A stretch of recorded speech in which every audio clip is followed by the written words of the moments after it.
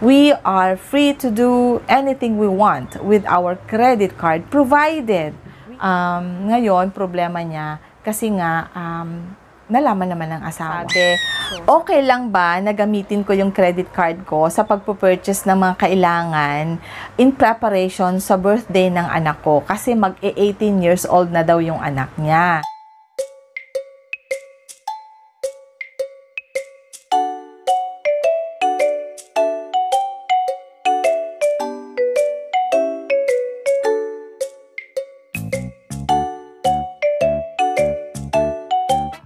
So hi everyone! Crisel Morales here. Welcome back sa ating YouTube channel.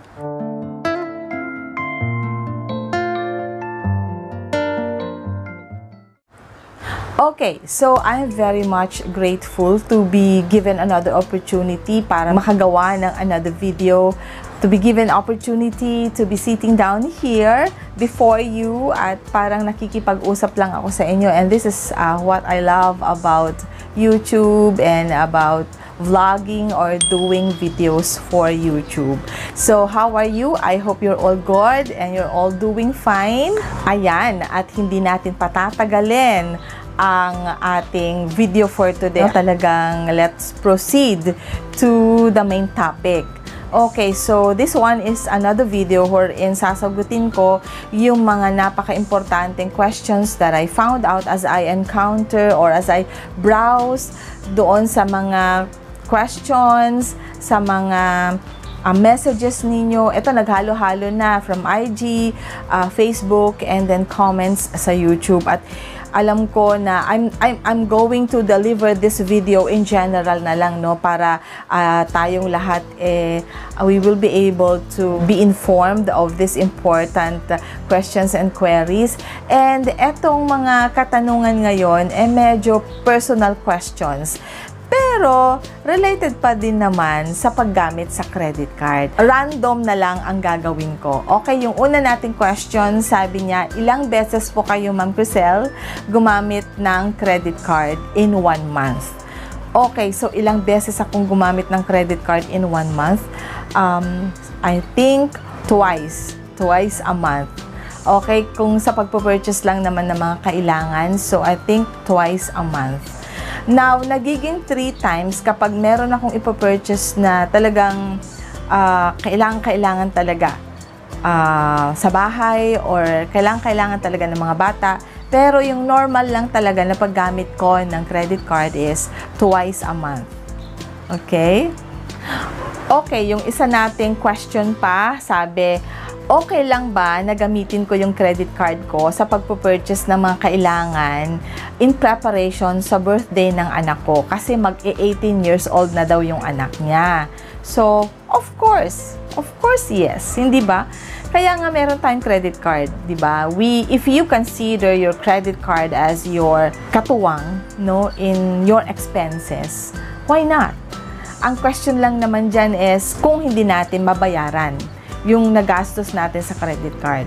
But as long as meron tayong ibabayad, magkakaroon tayo ng available fund na pambayad sa purchases natin through our credit card. So why not? We are free to do anything we want with our credit card provided we are responsible enough in paying our dues or our credit card bills. Kaya no problem. Sa ganong sitwasyon, no problem.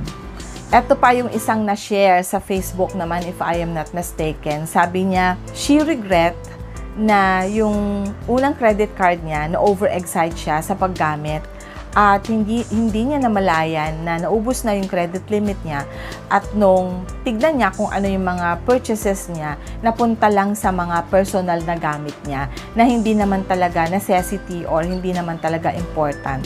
So, bumili daw siya ng bags, shoes, and makeup. So, dun lang niya ginamit yung credit limit niya. At sabi niya, I regret, and ano daw ba yung pwede niyang gawin para daw maalis sa kanya yung ganon klase ng character. Well, kung minsan dumadating talaga yung mga ganong pagkakataon, ang tawag doon kapag hindi mo nakokontrol yung pag-shopping is impulsive buying. Parang bigla-biglaan na lang magde-decide ka, nabibili ka, na hindi naman talaga nakaprogram. So, nakakatakot yung ganon, no? Kasi sometimes yung sa impulsive buying, hindi mo makontrol kung minsan yung sarili mo because you want it, you're going to spend even the amount that it really needs to be able to purchase, at nakakatakot yung ganong sitwasyon. So, sometimes, I've experienced once or twice yung ganong sitwasyon before, but I do remember it well na ang ginawa ko is talagang matinding disiplina, yung self-control. Talagang matinding self-control. Kasi kung hindi mo talaga titindian yung pagsa-self-control mo, talagang hihilain ka ng mga nag-i-invite na makukulay sa mga department stores, sa mga groceries, or sa mga shopping malls. Talagang dun pa lang, oh my goodness, you are already tempted, no? Pero ang importante talaga na kailangan natin ilagay, i-program sa isip natin, kailangan natin ng matinding disiplina. As in, matindi talaga, matinding disiplina. At sometimes, if you really do that, you control yourself and then you discipline yourself, keep doing that one. If you keep doing something 10 times, then makakasanayan mo na yan. At hindi na mahirap gawin. Kasi nga, nasasanay na yung sarili mo, naging parte na siya ng system mo. So, kailangan discipline and self-control. Okay, so moving on. Isa pa sa mga nabasa ko is, nagkaroon siya ng credit card without the husband knowing about it. So, kumbaga, nililihim niya yung credit card niya. So, pagdating ng sweldo ng asawa, lahat ng sweldo niya, binibigay niya dun sa wife niya. So, kumbaga, ganun talaga siya ka-sincere at ka-faithful. And ang kinukuha lang nung asawang lalaki is yung allowance niya for the 15 days. And everything goes in the family. At yung wife talaga ang nagka-handle ng lahat ng budget. Ngayon, nagka-problema siya dun sa pagbabudget kasi nga most of the salary that the husband gives the wife napupunta na doon sa pagbabayad ng kanyang credit card. At yun yung rason kung bakit nagkaroon sila ng problema. So, they had a fight. And problema niya ngayon kung ano ang gagawin niya kasi nalaman ng asawa na medyo malaki yung babayaran ng wife sa credit card. Inabot yata ng 2 buwan na hindi nakapagbayad. And may mga napatong na interest, syempre, di ba? At malaki kasi yung credit limit. Nag-start siya ng, I think, 50,000. And yung credit limit na yon nagastos niya in 2 months' time. So, syempre, she has to pay the whole amount. Ngayon, problema niya, kasi nga, nalaman naman ng asawa. So, sabi niya, ano po ang gagawin ko? Yun yung mga sitwasyon talaga na those are the after effect of yung pagiging overwhelmed natin kung minsan, pagiging over-excited natin, kapag nakatanggap na tayo ng first credit card natin. Parang ang feeling natin, savings natin yung nandun.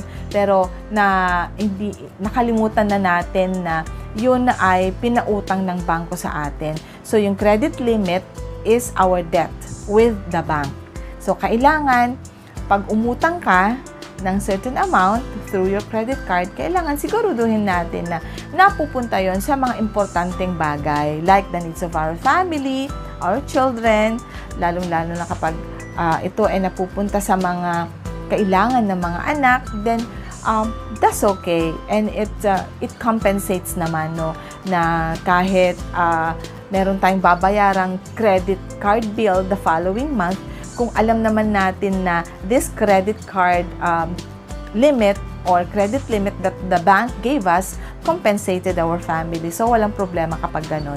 Pero kung minsan, kung hindi natin na-control talaga at lalong-lalo na kapag nakakalimutan nating magbayad ng credit card bill natin at nag-cash advance tayo, hindi natin naisip na ang laki ng interest na napapatong sa mga cash advances.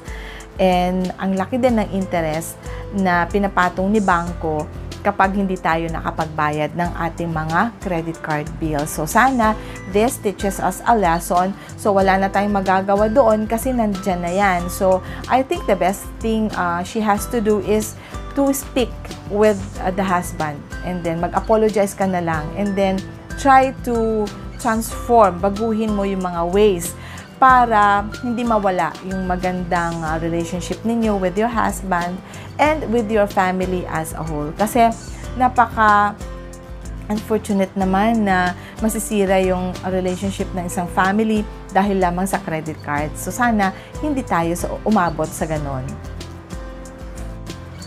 Okay, so dyan nagtatapos ang ating video for today.